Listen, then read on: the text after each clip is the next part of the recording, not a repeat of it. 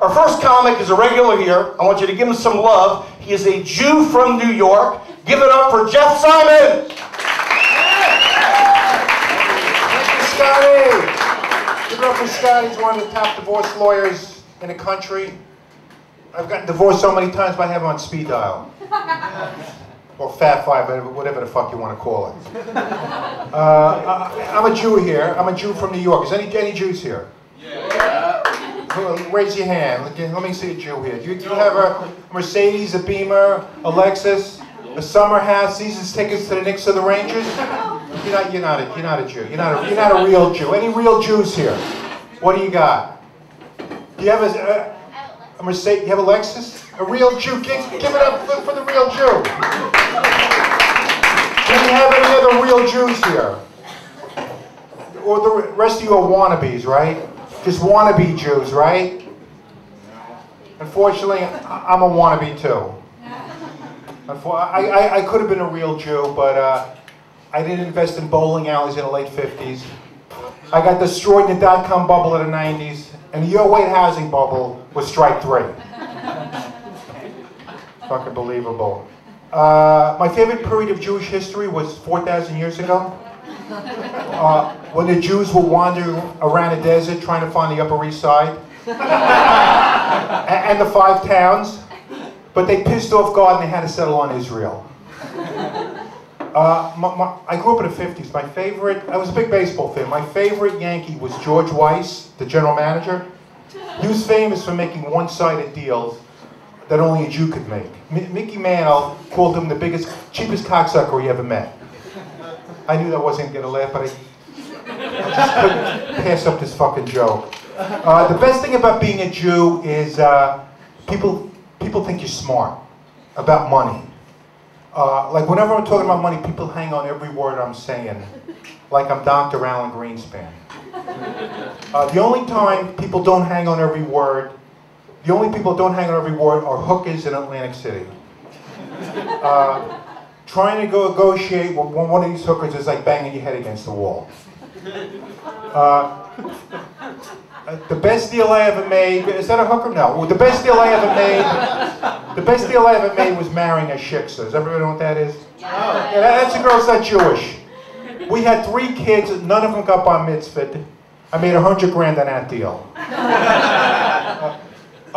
We got married by a priest and a rabbi. My wife's priest did not want to marry us because I was a Jew.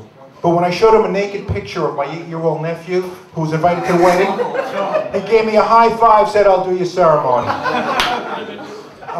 When the ceremony was over, I handed my rabbi a $100 bill. Before this money was out of my hand, this guy started running out the door to his next gig.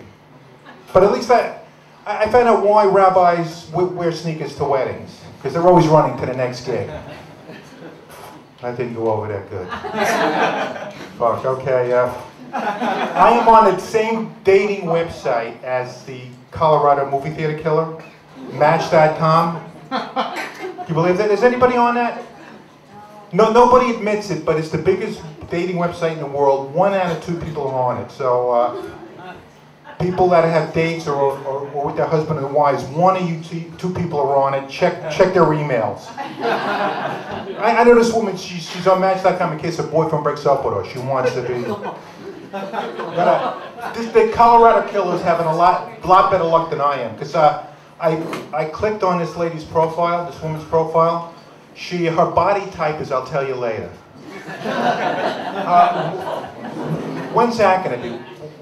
After I buy a $100 steak and a $200 bottle of wine at Del Frisco's, and she smokes a pack and a half a day, and she never drinks, which is code for I'm an alcoholic. The last time I had a date on Match.com, the woman lied about her age. She was supposed to be 50, she was in her 70s. I couldn't get her wheelchair in my car. I couldn't get it to fold up. And on the way to the restaurant, she made me stop off at the drugstore to get a polygraph. And when she was blowing me in her apartment, she was biting my dick really hard. I don't know if her mouth was small or her dentures were loose. And then she says to me, "Are you going to take me out again?" I says, "Well, we're going to have to take Accessoride." You know, public transportation for the elderly and the handicapped. I can't spend an hour getting this chair on my car again. But I'm thinking of going on J-Day. Is anybody on J-Day? You're not going to admit it, but I have no luck with Jewish women. Liz, what the hell is that? Somebody answer their fucking phone. This is ridiculous shit. Whoa. Anyway, I was going to go and just killing my set here. I was going to go on J-Day, and I don't have any luck with Jewish women. The last time I was with a Jewish woman, she never said good morning. She would never say good morning. She would say, how's your stock portfolio doing? And she suffered from a bad case of crow's feet around her eyes. You know what that is? Yeah. And it kept getting worse. Because whenever I tell her to suck my dick, she goes, suck what? And yeah, I'm a pharmacist. I work for Rite Aid. Everybody go to Rite Aid? Yeah. I covered this Rite Aid on Staten Island a few days ago. It's right by the Verrazano Bridge. It's one of my favorite pharmacies because it has bulletproof glass. You don't have to worry about getting shot at. And the customers don't start coming until like 4 o'clock because they're all drug addicts and they wake up at 2 o'clock. And the tech there was really a nice guy. He makes $10 an hour. He has a 5 Series Beamer that he parks right out front. He wears a Rolex, and he bought everybody lunch. And he swears he had nothing to do with the 10 bottles of OxyContin that are missing from the pharmacy.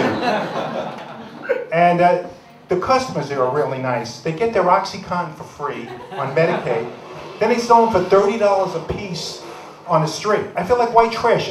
Everybody's making more money than me. And then this lady calls me up. She wants to know if she could have a glass of wine with dinner. I said, what are you on? She goes, OxyContin. I said, lady, you're better off with heroin. And then this lady comes in with 2 pills she found in her son's pocket. He's 9 years old. She wanted to know what they were. They were OxyContin. Why have kids if you're going to let your 9-year-old be on OxyContin? Right? Does everybody agree with me? Yeah. I mean, my kids didn't become drug addicts until they were 13 or 14. And I always told my kids, when you buy drugs on the street, let me match the price. And I'll finish up with this guy. He wants me out of here. This lady, the dumbest woman I've ever met, comes into the drugstore with a Ziploc bag filled with white powder. She wants to know what it is. Can you believe this shit? I told her it was Sweet and Low. I offered her $400 for it. She wouldn't take it. Do you believe it? What the fuck does she think she's going to get for a bag of Sweet and Low? Is that unfucking believable? Am I out of time, Scotty? I go, okay. I have like 5 wait times. This is it. I have 5 wait times at Rite Aid. The standard 20 minutes. You know, like they have at CVS and Duane Reade. But I have like 5 minutes if the woman's really hot. 1 minute if she's over the top beautiful. 30 seconds if you have a gun sticking out of your waistband. And get the fuck out of here. Like this lady comes in, she says to me, hi Harold. Harold's some 80-year-old pharmacist with Alzheimer's. She thinks I'm Harold. I told her, lady, we don't carry your medicine, get the fuck out of here.